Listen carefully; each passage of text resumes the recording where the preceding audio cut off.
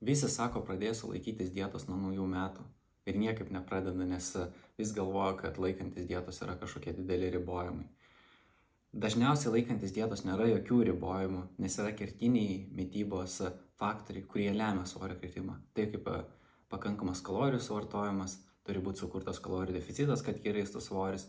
Ir jeigu mes sukūrime šiuos du dalykus, mes galime numesti svorį. Taip pat yra svarbios maistinės medžiagos. Ir kai mes tai žinome, mes galime valgyti visą maistą ir mūsų mityba yra be ribojimų.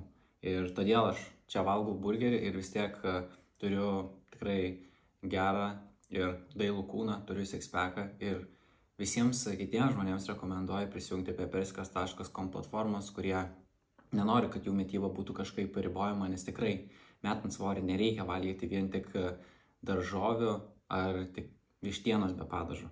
Galima valgyti visą maistą ir tas maistas gali tikrai būti skanus.